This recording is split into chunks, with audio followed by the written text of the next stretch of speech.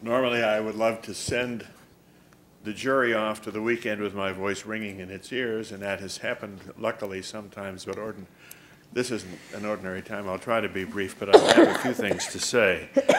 I intend, basically, in a sense, to speak for the doctors. Can you please identify yourself, Yes, sir? I'm about to. Yeah.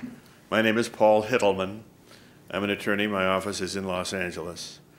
I am a member of a medical family. My father was a physician who practiced in Los Angeles for over 50 years.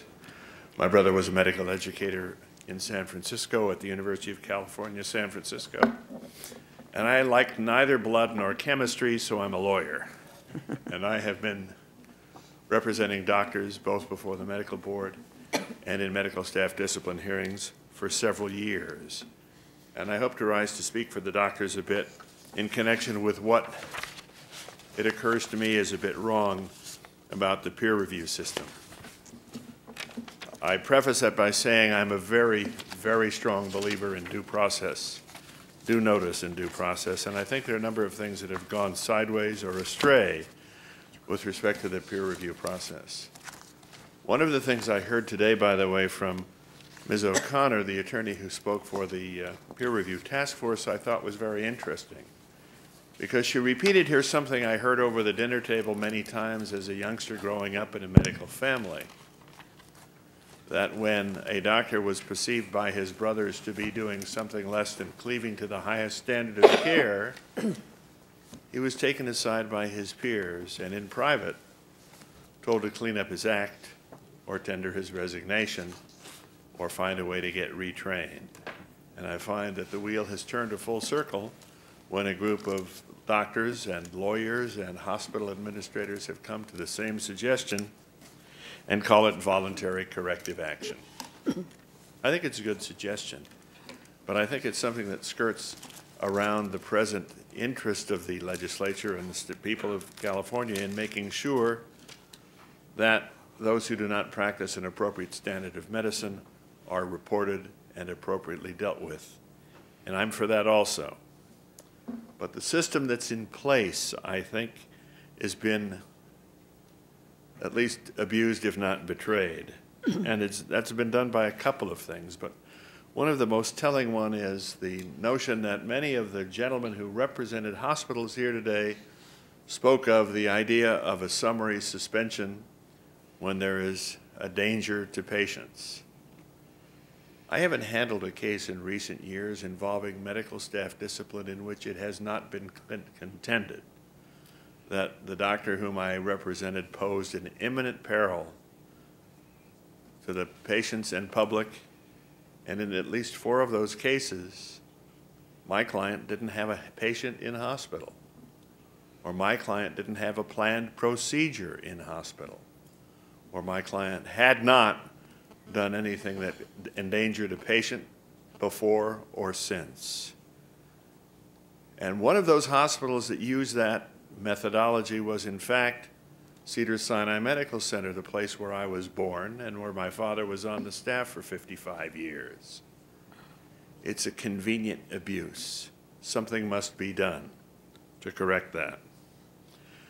Another suggestion has been made, and these I would endorse, by the way, although some of them may seem cumbersome or may seem difficult, but from the standpoint of harmonizing the needs for patient safety and respecting the rights of a doctor for whom the merest report published destroys his career, not temporarily, not locally, but for all time and for all places. An 805 report will destroy a doctor's right to practice forever and anywhere, unless perhaps he wants to go to the Dominican Republic or someplace else. But if he wants to stay in this country, or perhaps even in the Northern Hemisphere, he's done. So here are some reforms that we would suggest on behalf of doctors. The first is disinterested panel members. In smaller hospitals particularly, this is impossible to have disinterested panel members. All of the people in that hospital know each other, and they all have their petty as well as major grievances. They all have their likes and dislikes. And there's nothing objective about being reviewed by the guys you see every day in the lunchroom or see you every day in hospital. The same is true, by the way, with respect to witnesses. I see all too often that peer review hearings involve witnesses testifying as experts who are on the same medical staff. And again, this happens both in smaller and in larger hospitals. How can that witness be considered to be impartial? We couldn't get away with that in a civil trial if we brought in an expert to testify who was somebody who has been close to the case, has treated the patient, or has in fact treated me as an advocate. It can't happen. Perhaps the most pernicious aspect of the way peer review is conducted now is that, at least in this state, we are not required in our peer review proceedings to have the right of counsel for judicial review hearings, which is the first step of a peer review process. So what happens is that the doctor says, okay, I can't have a lawyer, I'll represent myself, or I'll try to find one of the other staff members to represent me in hearings, and at the same time, a hospital staff is represented by the highest quality lawyers from large law firms who do nothing but this. And that lawyer is nothing more than a victim of ambush. I'm sorry, that doctor is nothing more than a victim of an ambush. And it happens all too frequently.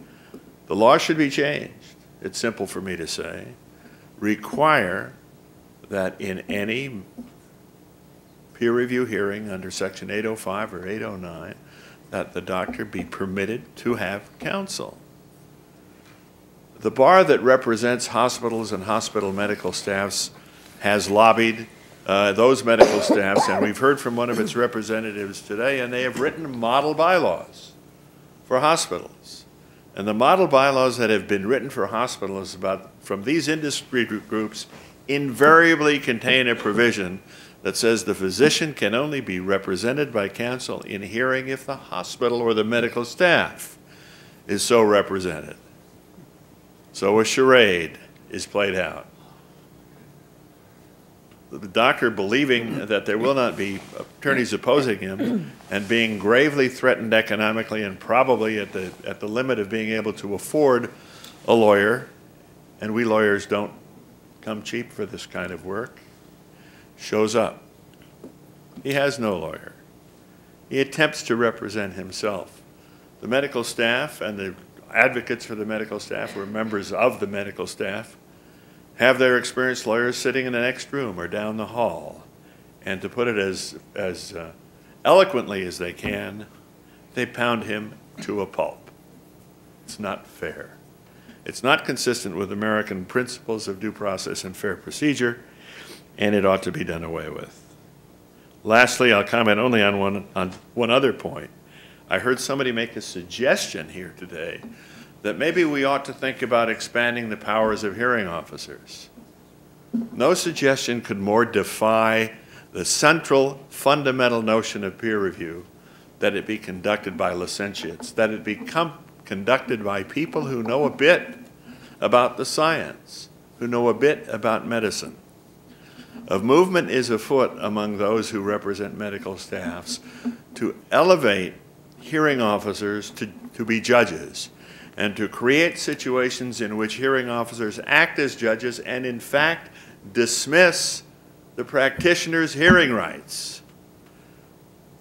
Dr. Milikovsky has a case pending before the Supreme Court involving that very principle, and I've handled 2 or 3 others where exactly the same thing has been happened.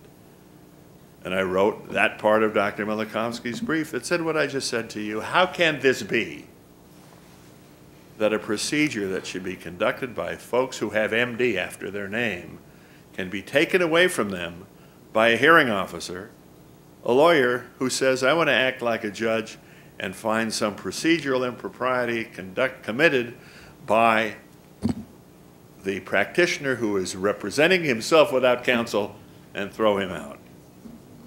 I urge you not to give even the slightest amount of shrift to a suggestion that would expand the powers of a hearing officer. I think my last point, is this question about expanding immunity. We already have privileges and immunities for those who participate in peer review that insulate them from liability for all but the most egregious kinds of conduct in which they do sometimes engage, as we have heard. It would be entirely inappropriate to expand those immunities or that privilege. Thank you. I wish you all better health and good health, and thanks for indulging me. Thank you. If you'd like to put your statement in written form, we would appreciate it. I'll be happy to. It was so eloquent. Oh.